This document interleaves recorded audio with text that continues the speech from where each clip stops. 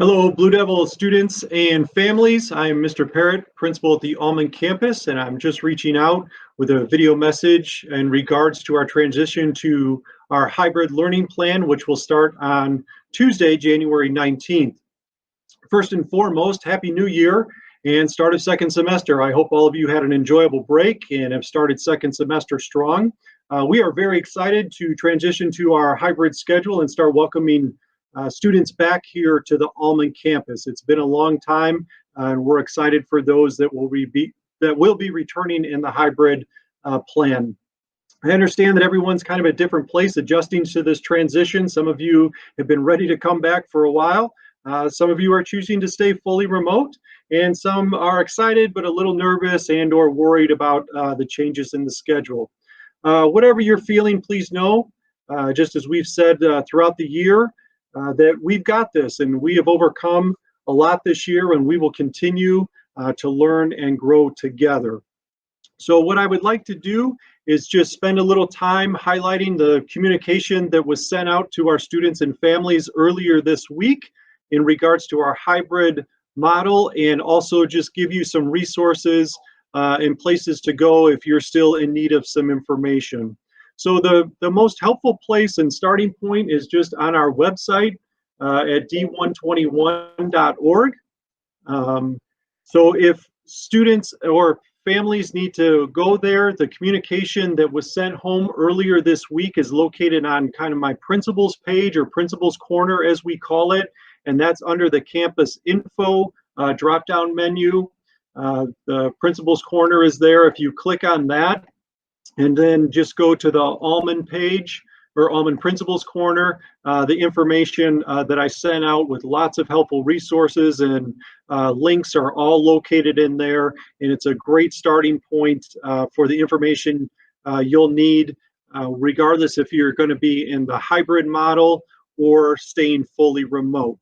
So going through this information, the first thing that I would like to point out is just kind of our information center in regards to all things return to school. It's located under our D121 tab under return to school information. If you click on that page, all the helpful information in regards to the return to school plan, which is located on our website, all the parent communications that we've done over the course of the school year, the actual hybrid bell schedule and calendar for the next couple months we have there with kind of our groups that are going to be coming in on the rotation, which I'll talk about in a little bit.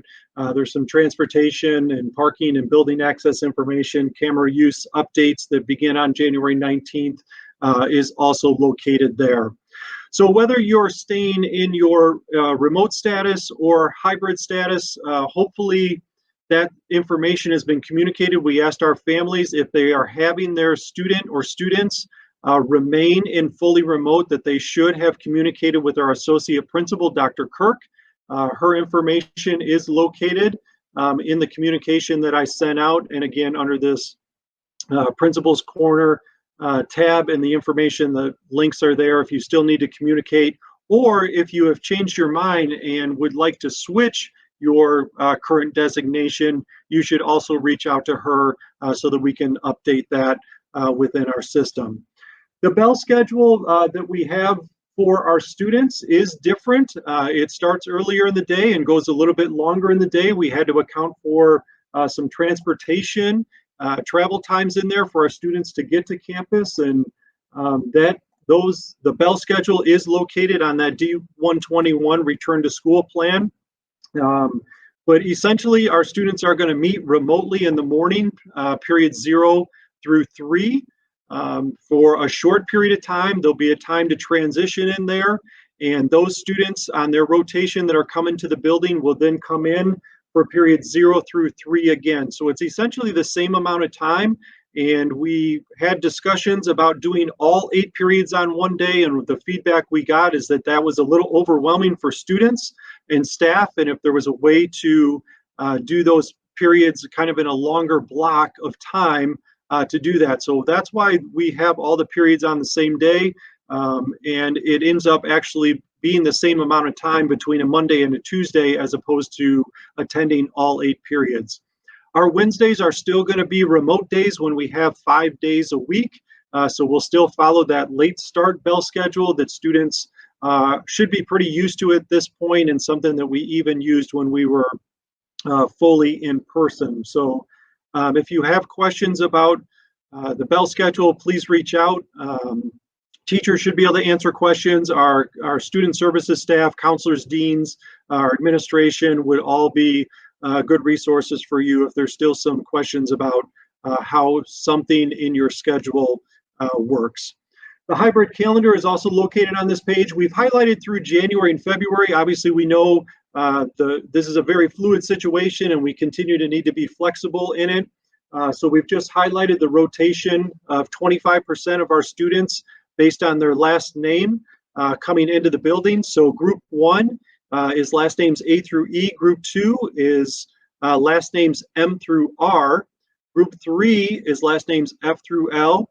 And group 4 is last names S through Z. So all of our students that are last names A through E and F through L will actually come in on Mondays and Tuesdays in that rotation. And all students with last names M through R and S through Z would come in on Thursdays and Fridays. And we set that up specifically that way in the event that we could build on our capacity to have more students in the building and let's say go to like 50% of our students. That way those students wouldn't necessarily have to switch days, and we potentially could have all students with last names A through L on Mondays and Tuesdays, and all students with last names M through Z come on Thursdays and Fridays if we could ever get to having 50% of our students and then attending once a week as opposed to kind of our every other week model that we have right now with 25%. We're purposefully starting slow and making sure that we have all of our procedures and students feel comfortable and things in place. So it's intentional in what we're doing, but we definitely want to work towards having more students in the building for longer periods of time if we can continue to do so as we kind of monitor how things are going in regards to COVID in Lake County and around the nation. Something else that students should be aware of, just that they can access their schedules. For those that are coming to the building, it will be helpful for you to check on your schedule in PowerSchool. Just log into your student or parent account and check your schedule. We've done some updating of classrooms, so that would be something that would be helpful for you to check on just to make sure that you're going to the correct location. If you're staying fully remote, you really don't need to check on your schedule. You're probably still assigned to your bedroom or classroom that's in your house or where you're doing your remote learning from. So the other thing that our students should be aware of or families should be aware of, we do have some teachers that will be teaching remotely just due to specific needs that they have. And so we will have some students that, although they're in the building during that time, there might be some more general locations. Those staff members that we have that are still teaching remotely, we're going to have those students report to the gym and they'll do their remote learning in the gym during that assigned class period.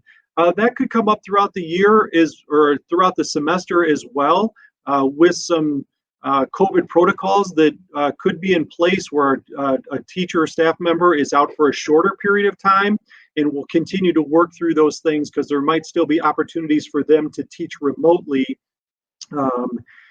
because they're in protocols and can't be in the building, but it is still okay for them to teach. So we're going to continue to navigate that and just ask for our students to continue to be flexible in regards to some room locations or you know, if we have to post on your room that it's changed to a different location, and maybe you report to the library for your 5th period class, for example, for that day, and will be supervised by other staff that are here in the building. So some things like that will continue to go on, and we'll just continue to be flexible with that and adjust as we go and make sure that you can continue to still log in and meet with your teacher if they're teaching remotely.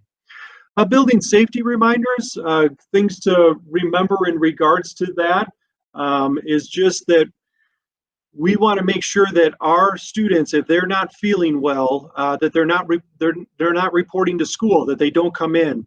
So all students are going to have to do a self-certification each day. That form's located on the front page of our website.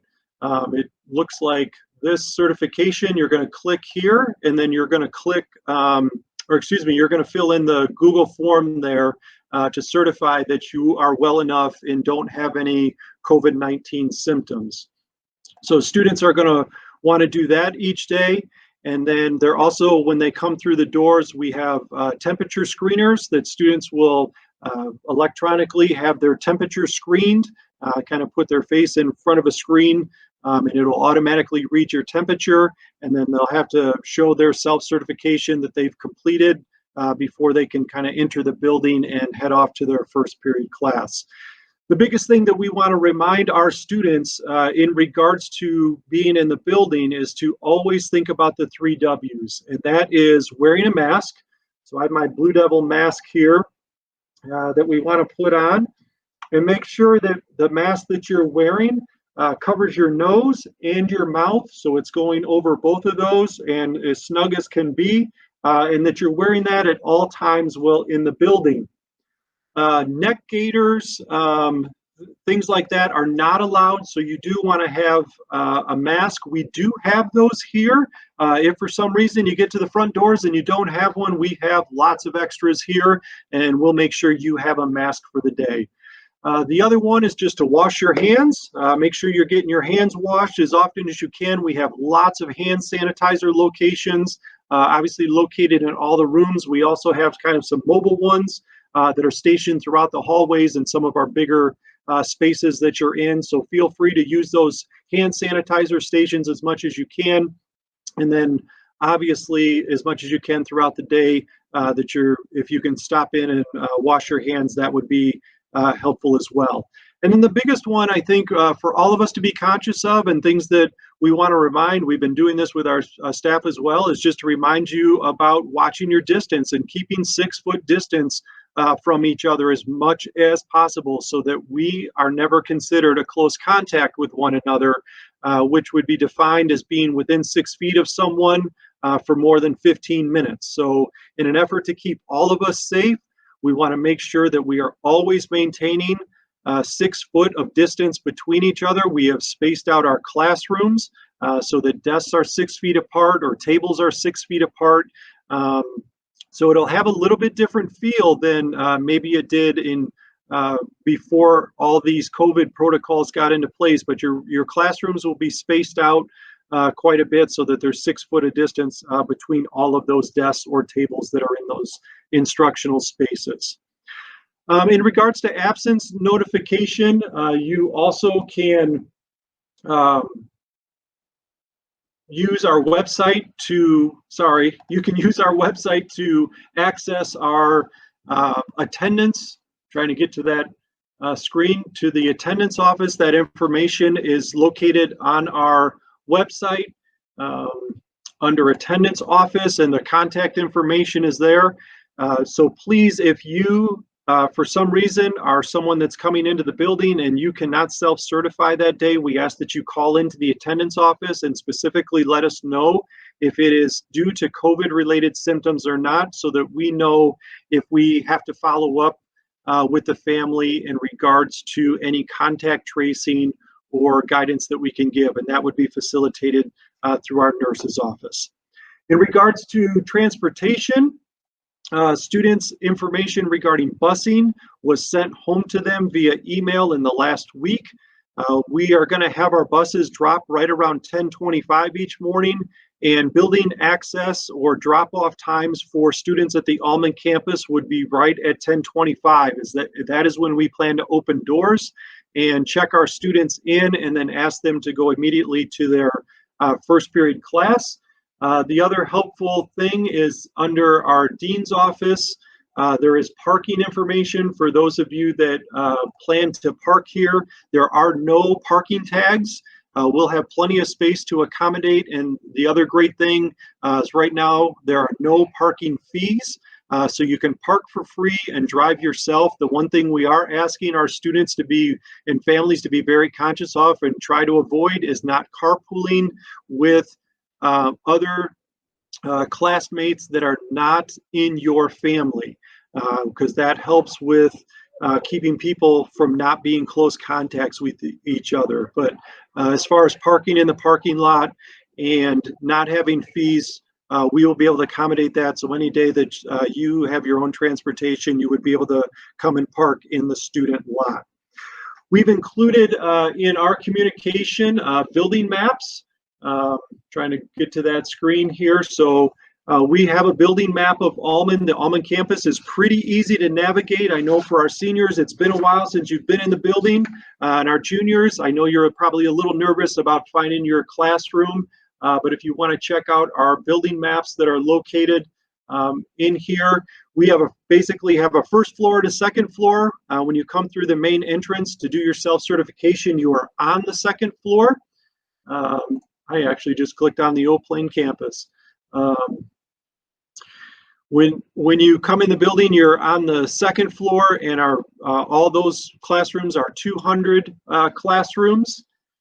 We have one big arch that we call it, where classrooms are lower numbered at this end, and they get higher as you kind of walk the arch. And if you go down to the first floor, it's a mirror of each other. They look a lot alike, but lower number classrooms in the 100s are at this level, and then the arch follows along and it gets to the larger numbers as you travel through the building. If you have any rooms that are in the 300 wing, it is on the second floor. It is up near the front of the building. So classrooms like band and industrial tech, art, theater, those classrooms are located there. But our building is pretty easy to navigate, and there'll be lots of us here to help you navigate the building. For those families or students that have their own transportation to school, please know that we do allow our students to arrive after the start of the first period of the day and or leave early if they don't have a class. So let's say I have a 0 period study hall in a first period class and I have my own transportation. I wouldn't have to report until the start of first hour in our bell schedule. Or for example, if I have third hour lunch and I have my own transportation on a blue day, I would be able to leave early on that day and not have to stay in lunch or what would essentially be a study hall at that point. But if students have their own transportation, they do have some flexibility in this schedule to arrive late. We still want you on time to class, but you can arrive late to campus and or leave early. We're just asking that students, once you're on campus and if you have your own transportation, once you leave, you're not allowed to return. So there's not kind of a coming and going in between classes if you had a study hall in between, but kind of the beginning and ends of the day, if you have nothing but a lunch period or study hall, something like that, you would be allowed the ability or flexibility to leave a little early or arrive a little bit later than the very start or very end of the day.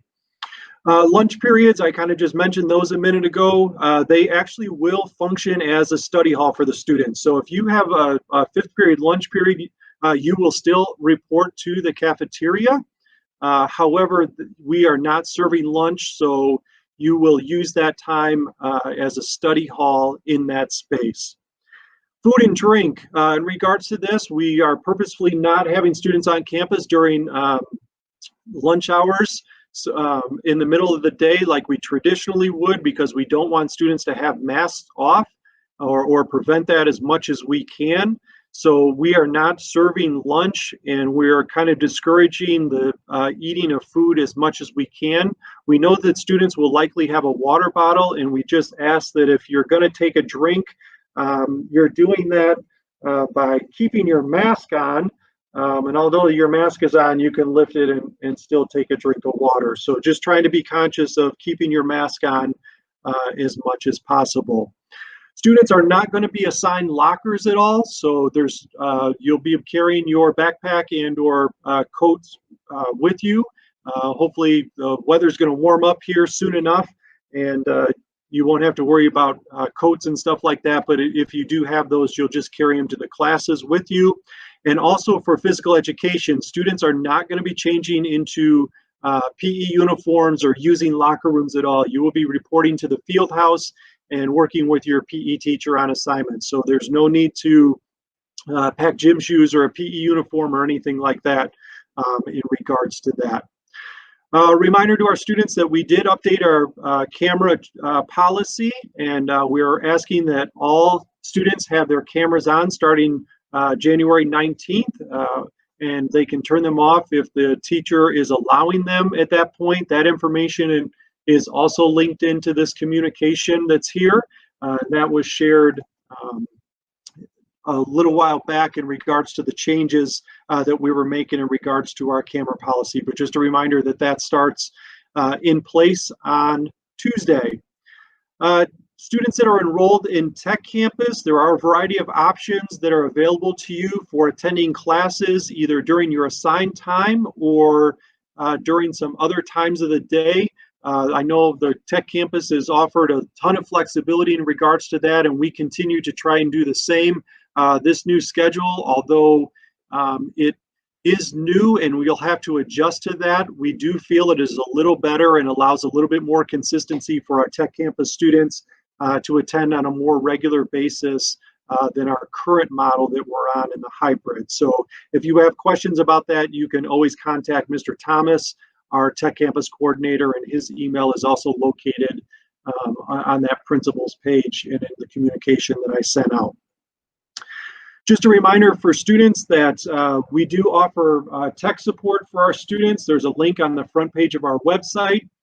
It's just located right here. If you ever need help with your Chromebook, this would be the place to go to get that repaired or any assistance you need with technology.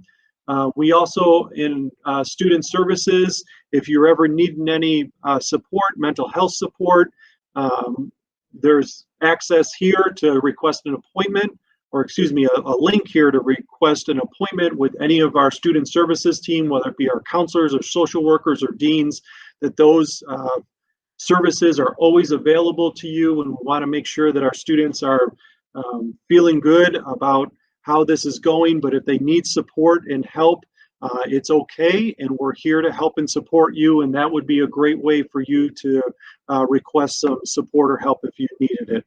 And then the last other helpful thing is that just in case you're in need of any materials, books, or other materials for your class, there is a materials Google form that you can submit in regards to trying to get a textbook, a novel, or other materials that are specific to a class. You can fill out this form, and then we will follow up with you in regards to when those pickup times would be for that. So with that, there's a lot of information. We are always willing to help our families and students navigate this new schedule. Please know that we are here and our teachers are excited to welcome those of you that are coming back. I hope we have a great start next week. We're starting with our groups A through E on Monday and Tuesday, and then groups M through R are going to come in on Thursday and Friday, and then we'll follow the following week. We'll have groups F through L, and the following week on January 28th and 29th, we'll have groups S through Z. We're excited to see you very soon. I hope you have a great weekend, and as always, go Blue Devils.